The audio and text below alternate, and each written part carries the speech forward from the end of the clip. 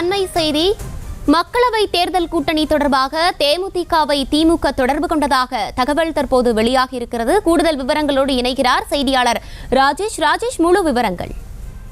வணக்கம். நாடாளுமன்ற தேர்தலை ஒட்டி ஒவ்வொரு கட்சிகளும் தங்களுக்கான கூட்டணி அமைப்பதற்காக தீவிர முயற்சிகளில் ஈடுபட்டு வரக்கூடிய நிலையில் தேமுதிகவை திமுக தலைமை தொடர்பு கொண்டு பேசியதாக தற்போது நமக்கு தகவல் கிடைக்கப்பட்டிருக்கிறது.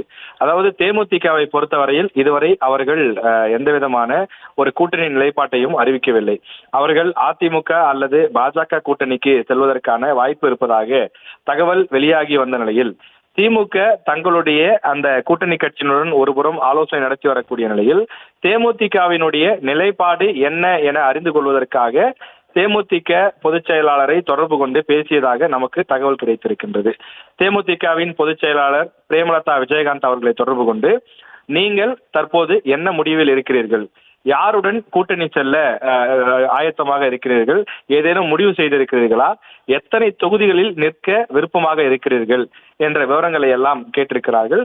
அதற்கு பிரேமலதா விஜயகாந்த் அவர்கள் தாங்கள் நிற்க ஆசைப்படும் தொகுதிகள், எத்தனை தொகுதியில் நிற்க ஆசைப்படுகின்றோம், ராஜ்யசபா சீட்டு உள்ளிட்ட பல்வேறு விஷயங்கள் பேசியதாக தகவல் கிடைக்கப்பட்டிருக்கிறது.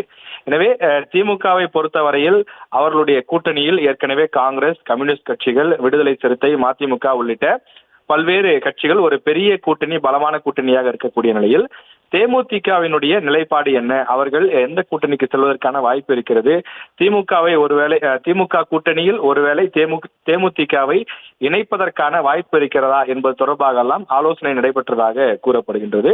ஆனால் தேமுதிக தரப்பில் உறுதியான எந்த ஒரு உத்தரவாதமும் கொடுக்கவில்லை என்றும், நாளைய தினம் சென்னை கோயம்பேட்டில் நடைபெறக்கூடிய தேமுதிக மாவட்ட செயலாளர்கள் கூட்டத்திலே இது தொடர்பாக ஆலோசிக்கப்படும் என்றும், அவர்கள் அதாவது தேமுதிக மாவட்ட செயலாளர்கள் கொடுக்கக்கூடிய அந்த ஆலோசனையினுடைய அடிப்படையில் இறுதி முடிவை பிரேமலதா விஜயகாந்த் அவர்கள் எடுப்பார் எனவும் எதிர்பார்க்கப்படுகிறது.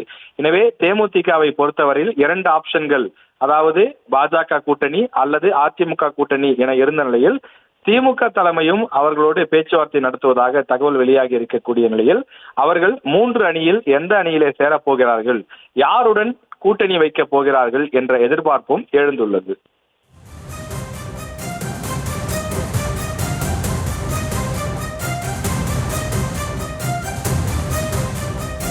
விவரங்களை வழங்கியமைக்கு நன்றி ராஜேஷ்.